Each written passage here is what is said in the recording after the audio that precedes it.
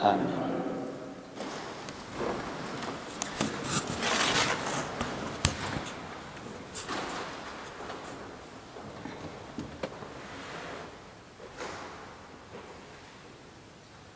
Lecture du livre de l'Exode. En ces jours-là,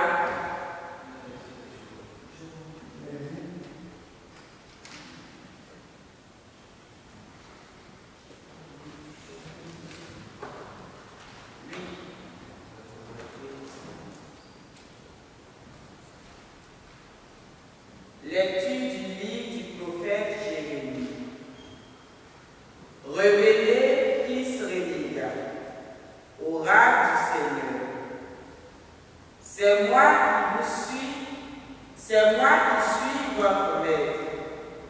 Je vais vous prendre un par ville, deux par camp, et vous faire venir assis. Je vous donnerai des pasteurs selon mon cœur. Ils vous conduiront avec savoir et diligence. Quand vous vous serez multipliés, quand vous aurez fructifié dans le pays en ces jours-là, oracle du Seigneur, on ne dira plus arche de l'alliance du Seigneur.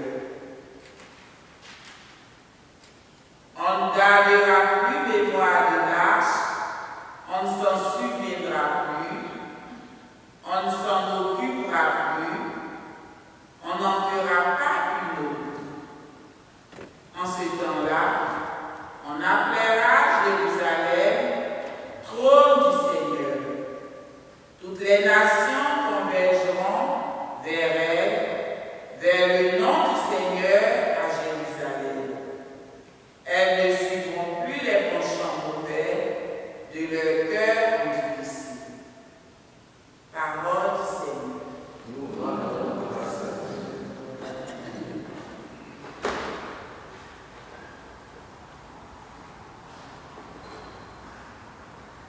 Le Seigneur nous garde, comme un berger sans troupeau.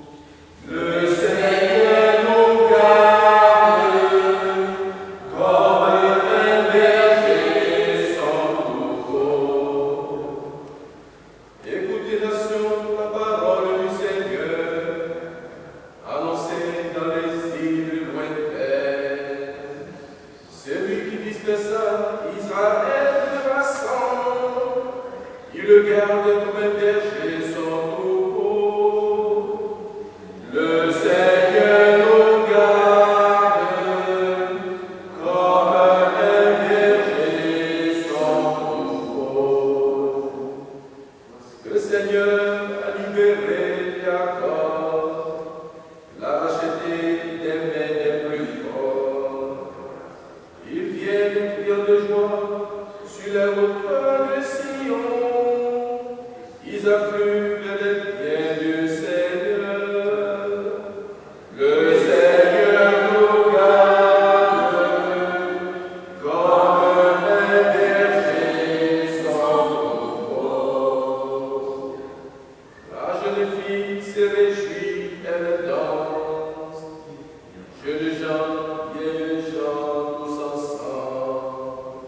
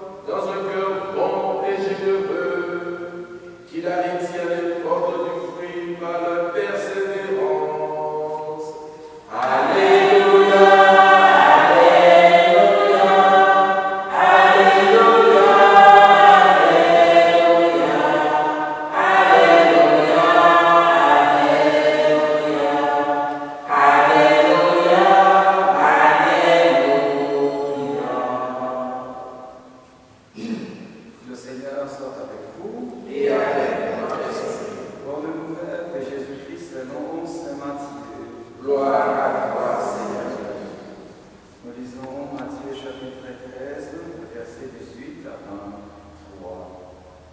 En ce temps-là, Jésus disait à ses disciples, écoutez ce que veut dire la parabole du Seigneur.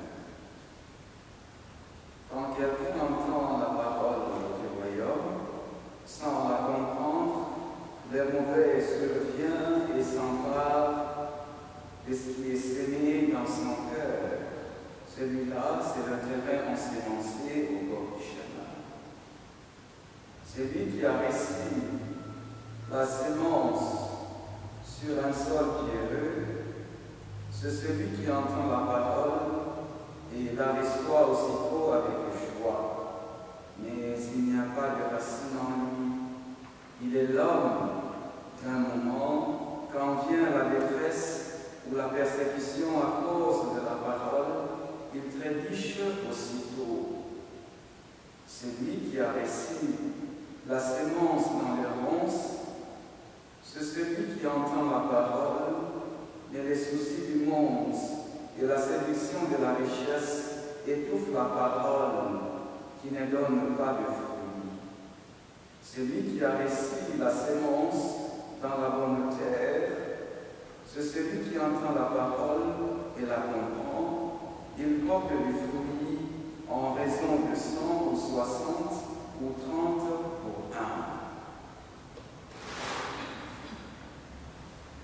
1. Acclamons la parole de Dieu.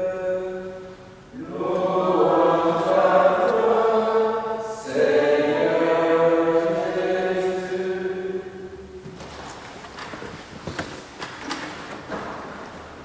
Alors, si vous vous rappelez, un extrait de l'Évangile que nous venons d'écouter aujourd'hui, nous l'avons entendu il y a un dimanche. Je crois il y a des dimanches passés. On a entendu, nous avons entendu cet extrait de l'Évangile. Alors, la liturgie nous propose encore aujourd'hui. C'est peut-être pour nous rappeler l'importance, ou tout simplement, c'est la parole de Dieu. La parole, elle a toujours une place de choix dans les cœurs de chacun d'entre nous. La parole de Dieu. L'invitation à accueillir la parole de Dieu. Mais j'aimerais bien aujourd'hui que nous puissions nous poser peut-être une question en écoutant cet extrait de l'Évangile. Qu'est-ce que je fais de cette parole que j'écoute régulièrement? Qu'est-ce que cette parole m'apporte dans ma vie de tous les jours? Qu'est-ce que cette parole de Dieu change dans ma vie? Est-ce qu'il y a quelque chose qui change dans ma vie par rapport à la parole de Dieu que j'enseigne, que j'écoute régulièrement?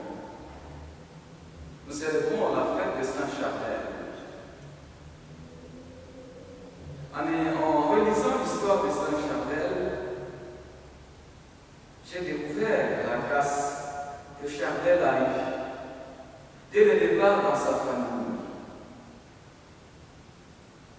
Il a grandi dans une famille chrétienne.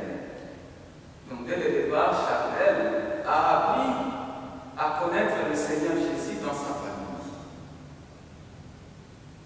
Il a appris à prier dans sa famille.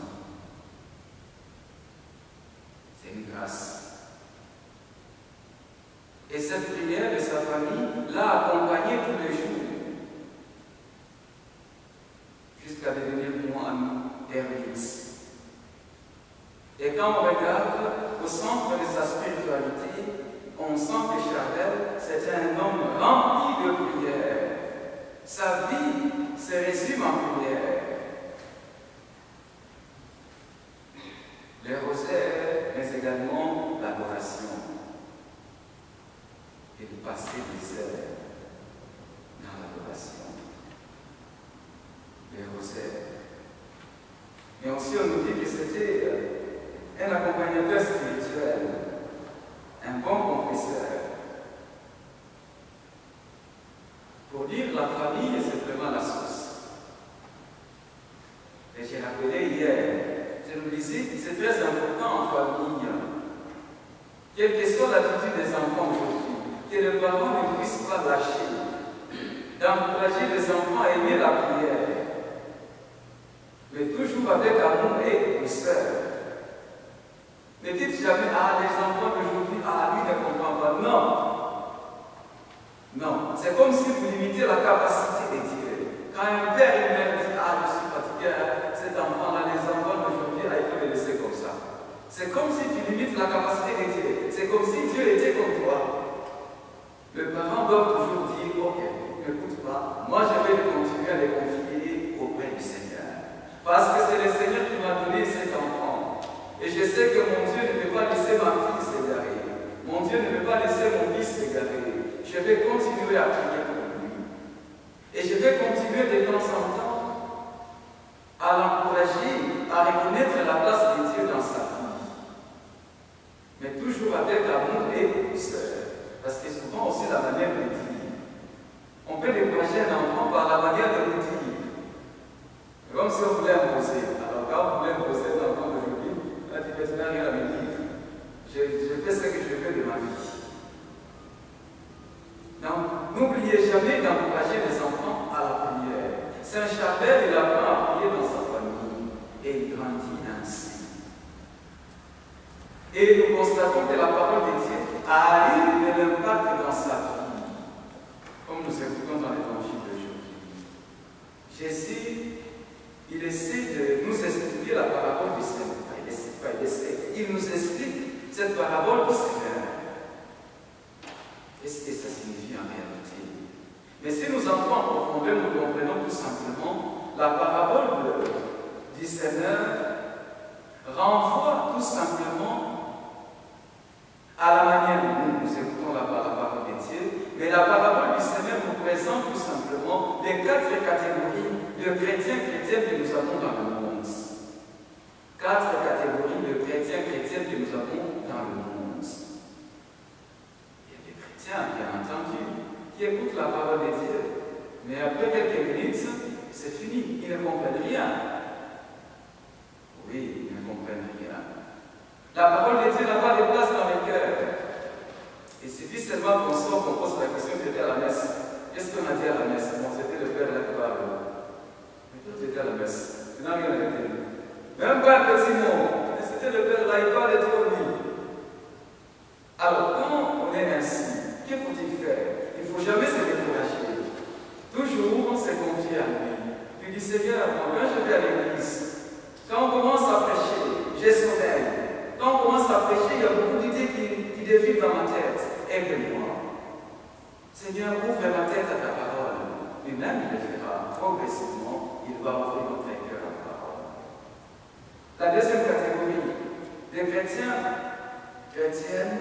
qui ont la joie d'écouter la parole. Quand on prêche, c'est la joie. On sent la parole, nous donne la joie dans nos cœurs. Mais, il suffit seulement qu'il y ait un petit problème. C'est fini.